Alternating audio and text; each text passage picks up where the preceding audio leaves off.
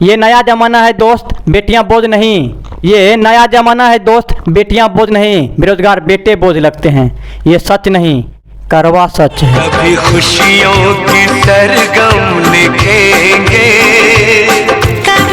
NCERT गणित class 10 प्रश्न वाली 3.2 क्वेश्चन नंबर 2। अनुपातों A1/2, B1/B2 और C1/C2 की तुलना कर ज्ञात कीजिए कि निम्न समीकरण युग्म द्वारा निरूपित रेखाएं एक बिंदु पर प्रतिच्छेद करती है, समांतर है या अथवा समपाती।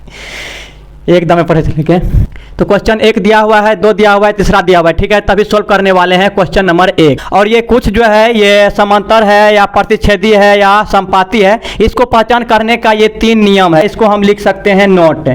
ये आप सब नोट कर लीजिए किधर हो, ठीक है, एक साइड में। और नोट करने के साथ आप सब जो है इसको याद हर हाल में कर लीजिएगा कि A1/A2 बराबर B1/B2 रहता है। तो ये प्रतिच्छेद रेखाएं होते हैं, केवल एक हल होता है इसका। ठीक है, और नंबर 2 है A1/A2 बराबर B1/B2 बराबर C1/C2। अगर ऐसा रहता है, सभी बराबर रहते हैं, तो ये समपाती होता है और इसका अपरिमित रूप से अनेक हल होता है। ओके, नंबर 3 है A1/A2 बराबर B1/B2 बराबर नहीं C1/C2। समांतर कोई हल नहीं, मतलब समांतर तो है बट कोई इसका हल नहीं है। ठीक है, समांतर किसको कहते हैं? जैसे ग्राफ खींचते हैं तो बराबर ना हो जाता है समांतर, जिधर भी जाएगा तो एक सेम जाएगा, समांतर जाएगा। ठीक है, और ये जो है अपरिमित रूप से अनेक हल होता है, ये इसी पर चढ़ जाता है। ग्राफ खींचते हैं इसी पे आ जाता है।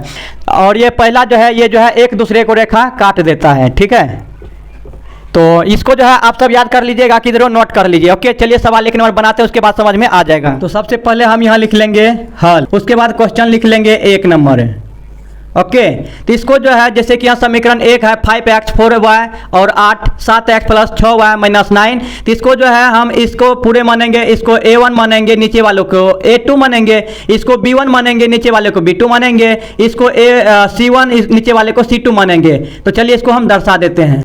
A1 हो गया ऊपर वाला, A2 हो गया नीचे वाला, ऊपर वाला हो गया B1, नीचे वाला हो गया B2, ऊपर वाला हो गया C1, नीचे वाला हो गया C2। ओके, तो ऊपर वाले जितने हैं सभी ABC है, नीचे वाले भी ABC है, बट इसको अलग अलग करने के लिए A1 B1 C1 कर दिए और इसको A2 B2 और C2 कर दिए। तो A1/A2 है। ठीक है, तो A1 की जगह क्या है 5 है, A1 की जगह क्या है 5 है। उसके बाद है A1 की जगह 5 है, A1 की जगह क्या है 5, A1 की जगह क्या है 5। ओके, उसके बाद बट्टे में है A2, A2 का मान कितना है? A2 का मान है 7, क्या 7। ओके, उसके बाद यहाँ B1, B1 का मान कितना है? B1 का मान है 4, कितना है 4, B1 दे दिए 4। और C कितना है? ओके, B2 कितना है 6, B2 कितना है बटे में 6 है। ओके, और ये देखिए बराबर है। ओके, A1 था 5 दे दिए, A2 था 7, A2 7 दे दिए, उसके बाद बराबर दे दिए।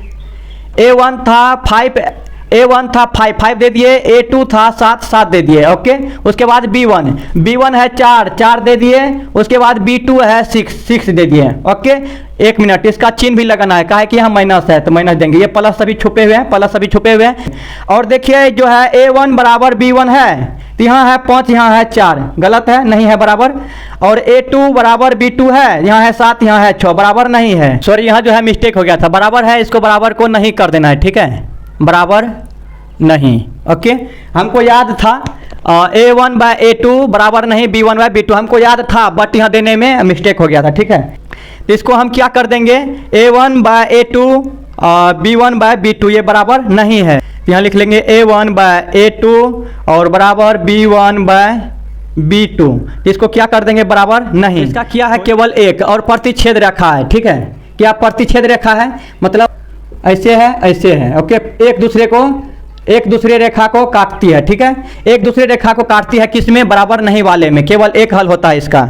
ठीक है, यहाँ लिख लेंगे अतः इस समीकरण का ग्राफ प्रतिच्छेद रेखा है। तो चलिए लिखते हैं, और मेरा सवाल जो है बन करके रेडी हो गया। मिलते हैं अगले वीडियो में, तब तक दुनिया में सब कुछ करिहा बतिया कहीं।